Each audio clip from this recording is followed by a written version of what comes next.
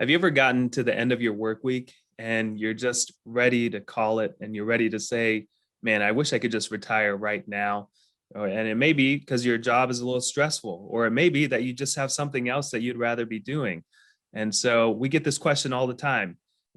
Sometimes we get asked, how much money do I need to retire?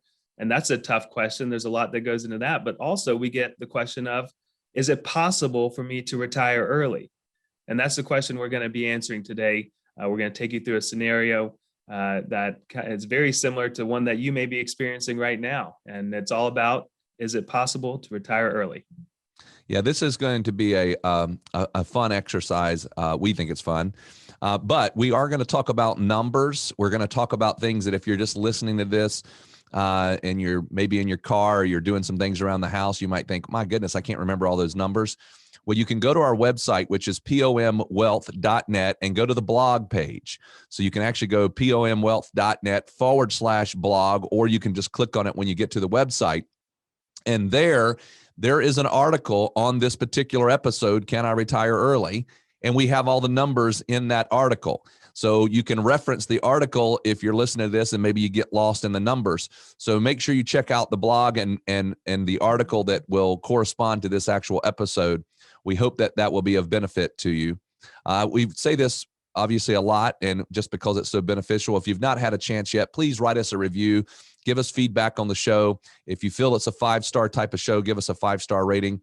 But before we get into the show, we have to do a quick disclosure, and then we'll get started. That's right, everyone. This information contained in this podcast is intended to provide general information only and not to be considered individualized advice. Different types of investments carry different levels of risk. As always, please contact your financial professional for advice specific to your situation. Enjoy the show. Welcome, everyone, to our Wednesday Retirement in Action podcast. We certainly are happy, rather, that you are here with us today. Merce and I have a topic that we get all the time, and it's one of those questions that that everybody has. In fact, I usually, when we're talking to people, Merce and I will ask people, what is your goal? When would you like to retire? And, most people joke and say, right now, I want to retire right now. But what we wanted to talk about today was this idea of can I retire early? And so let me kind of paint a picture as to what the situation is, and this may resonate with you. The situation that we run into is this. Somebody comes to us and they go, look, my plan, my goal was I felt strong I wanted to work until I would take my Social Security. So for now, that's 67. And I've always loved my job. I've always loved what I'm doing, but my structure has changed. My company got bought out. My management has changed. Something's occurred. And the thing is now is that everything is uncomfortable. I'm stressed out. I hate going to work. Just nothing is working for me right now. And so I want to talk to you guys about what if I decided to go ahead and call it, retire, get out of this stuff, because I feel like I can't take it another 4 years, another 5 years. I just don't want to deal with it. So now we're picking up in this setting, and Merce and I are going to run through with you kind of how we would do this with a client, with somebody wanting to ask that question, can I go ahead and call it early? So here's the person, and then I'm going to let Merce take over and kind of start walking us through the situation. We're going to name her today Cindy. And Cindy, we're saying, is 62. Cindy's intent was to work until Social Security, which for her is 67. But she's now trying to have this conversation. Can I go ahead and retire early? So Merce, can you kind of now start to paint the picture from a numbers perspective where Cindy's at, and then we'll start walking through these scenarios. Sure. Yeah. So Cindy, like Rayden said, she's 62. She came to us and was stressed out with her job. Didn't know if she wanted to continue and wanted to know, really, does she have the option to retire, or does she need to stick it out and make it to 67? So we're just looking at the numbers right now. She's 62. Her projection for Social Security at full retirement age, which for her is 67. We're going to make that $3,000 a month. So at 67, she'll start collecting $3,000 a month from Social Security. There is no pension involved in this situation. Cindy's done a great job of saving. And so in her overall nest egg IRA 401k assets, she's got about 1.1 million. So really good job there on Cindy's part. It makes this situation something that we can even have a conversation about, because she does have that savings. So it makes it possible to have, a what if conversation. Another big part of what we're going to walk through is her expense plan, or her, what we like to call her spending plan. So Rain and I, we're always talking about spending in the sense of, you got your essential income needs, which is basically the basic bills to keep the lights on, to stay fed, to stay clothed. And then you've got your wants, things that, you want to keep up with, whether that's a membership to a club, or traveling, or spending money on kids and grandkids. Those are your wants. So for Cindy, you add those all up, and she needs about $5,000 a month of pure spending money. So this is net after taxes have been paid. She's got $5,000 a month coming in the door that she can use to spend on her essential needs and her wants.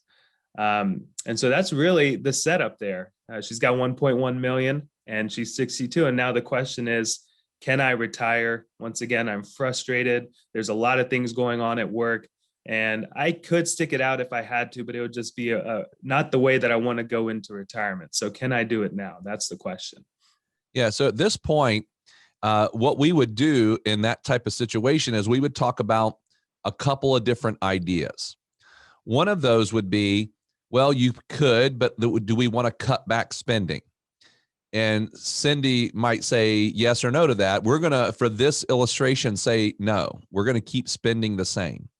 So we're going to put her spending rate, we're going to leave that where it's at. She just wants to know, can I retire on my current spending plan that I had for retirement? Can I do that and it work?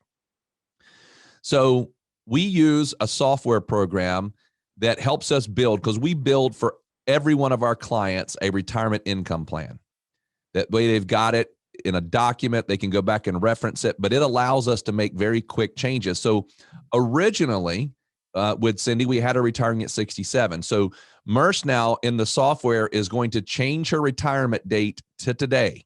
And the first question that we're going to ask the software to tell us is, can Cindy retire today at age 62 and no more work? She's not going to work she's not going to earn any more money. So Merce, can you walk us through that scenario? And I'm sorry, Merce, did you repeat what is her spending amount? Yeah. So her spending amount is $5,000 a month, and that is after tax money. So that is money coming in the door that she needs for all of her bills and her wants. So we're telling the software, oh, all right, we had her at 67. Now let's back it to 62, and let's just see how things play out from a pure numbers perspective.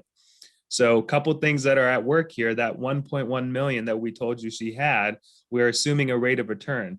And for this illustration, we're going to assume a simple 6% rate of return.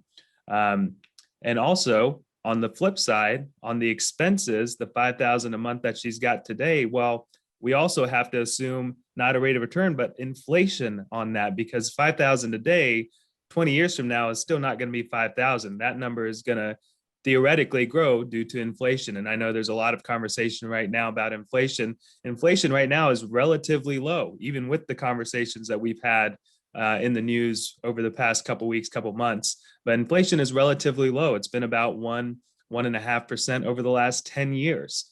But if you go back and take a 100-year average, it's closer to 3%. So for a conservative nature, what we're going to do is we're going to say 3% inflation, because we don't know what's in store for us, and we don't know what's in store for Cindy over the next 30 years and how all that's going to play out.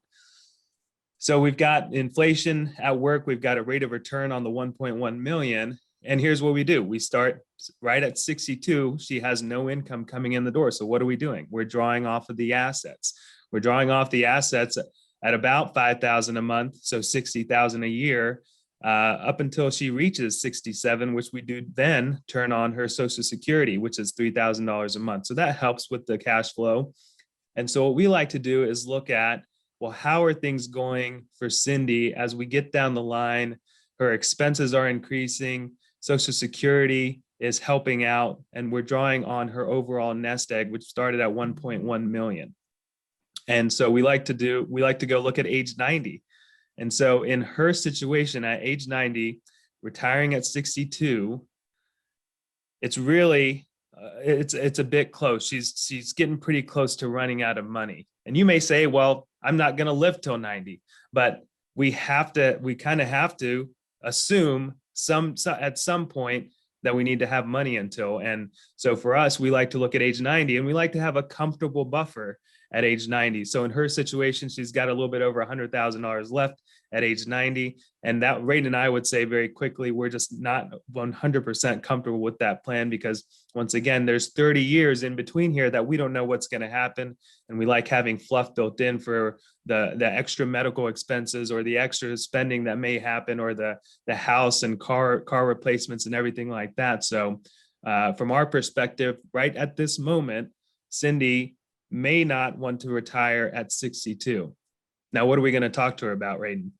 Yeah. So again, remember, we told you we could do a lot of what ifs here. We could cut her income back, and that would impact it. But Cindy's not that stressed out yet that she wants to cut back her income. She says, no, I have things I want to do. I'm not trying to go into a destitute situation or even having to cut back too much in order to pull this off. So she said, but here's what I do have. I have this other thing that I would love to do. And that other thing can be a multiple of scenarios. We've had clients who have another job that they would love to take. It's just going to cut her pay way down.